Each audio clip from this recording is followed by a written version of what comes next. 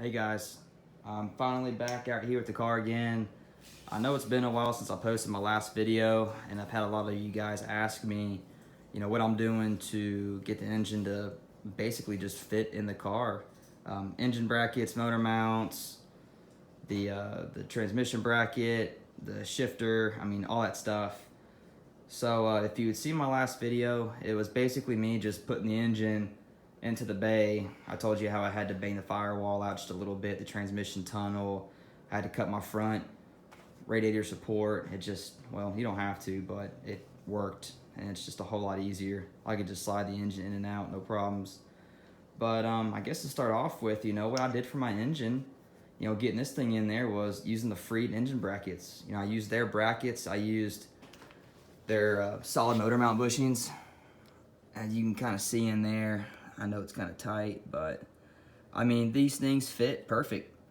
A lot of people make their own. If you're not going to go that route and you're just going to buy them, I definitely recommend them. They fit first time, no problem. They make it to where that engine sits back as far and low as possible.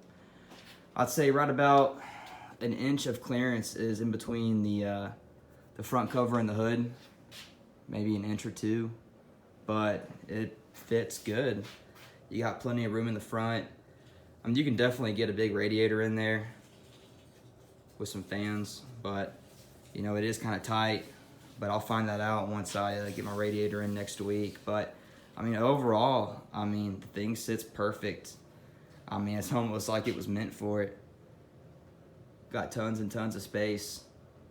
Way more room than the VG was. You can actually get your hands in there, do stuff, work around. I know it's kind of a mess right now. I got wires and things everywhere, testing stuff. But let me get you into the interior. I've got everything apart right now. I got to paint the inside. Got all the interior gutted right now. So as you can see, the shifter, sits basically in the original spot. If you were to just leave everything the way it was and just throw it in here, your shifter would sit somewhere in this general area, which obviously is, way too far back. You could never drive like that. So LOJ does make the transmission mount, and they also make the shifter bracket, but, I didn't want to go with theirs, ended up making my own. I ended up cutting the ears off the original bracket. We welded some spare metal he had and just made everything line up into the factory location. So what we did was we just cut that center link out right here, that little bar, welded the two ends together. That way it could be short enough for my factory bushing to meet that original spot. So overall, it fits pretty good. It goes through the gears. It's close. It definitely doesn't hit, but it'll work. So the transmission, it wasn't too bad. It was probably the easiest thing. The car is pretty low to the ground right now, so I don't think I'm able to get under there and show you.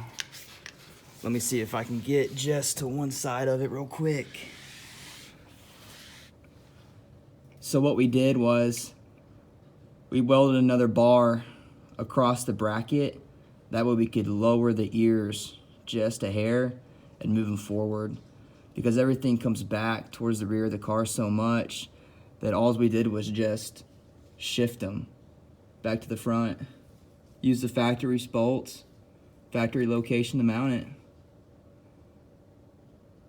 The only thing I did have to do was I had to cut a little bit of the tunnel out to make the speed sensor fit, but everything bolted up good. It's in there nice and tight.